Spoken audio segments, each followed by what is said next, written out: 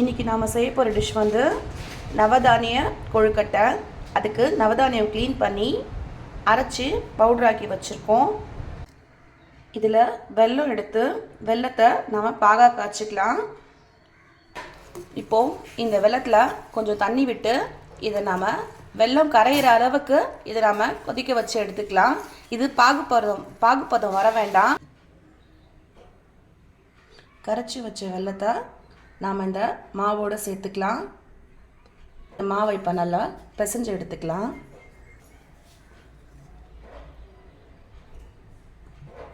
அரைச்சி பொடியாக்கி வச்சது இந்த வேர்க்கடலை பொடியை இதில் நாம் சேர்த்துக்கலாம். இப்போது வெள்ளை எள்ளு எடுத்திருக்கேன். வெள்ளை எள்ளு அதில் நம்ம சேர்த்துக்கலாம். தேங்காய் துருவி வச்ச தேங்காவை அதில் சேர்த்துக்கிட்டு இப்போ இது எல்லாத்தையும் சேர்ந்து நல்லா கலந்து விட்டுக்கலாம்.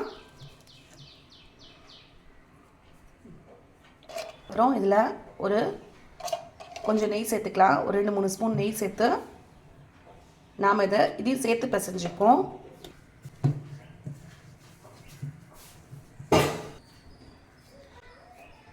இப்போ இந்த மாதிரி கொழுக்கட்டை பிடிக்கிற மாதிரி இந்த மாதிரி சின்ன சின்ன உருண்டையாக எடுத்து பிடிச்சு இந்த மாதிரி வச்சுக்கலாம்.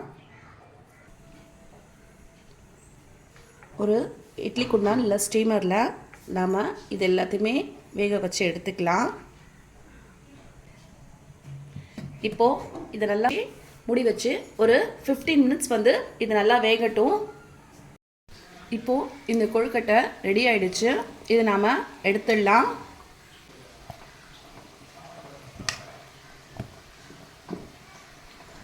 இப்போது நாம் எல்லாத்தையும் எடுத்துக்கலாம். இப்போது மல்டிகிரெயின் கொழுக்கட்டை ரெடி ஆயிடுச்சு. இது நம்ம பாரம்பரியமாக யூஸ் பண்ண நம்மளோட மில்லட்ஸ் வச்சு நாம் இதை ரெடி பண்ணியிருக்கோம். மில்லட்ஸ் கிரெயின்ஸ் இதை வச்சு நாம் இதை ரெடி பண்ணியிருக்கோம். இது பசங்களுக்கு கொடுங்க, ரொம்ப ஹெல்தி. அவங்களுக்கு நல்லா ஹெல்தியான ஒரு ஸ்நாக்ஸ் கொடுத்தா நமக்கு ஒரு ஃபீல் இருக்கும். இது சாப்பிட்டு பார்த்து இது எப்படி இருக்குன்னு சொல்லி எனக்கு கமெண்ட் பண்ணுங்கள்.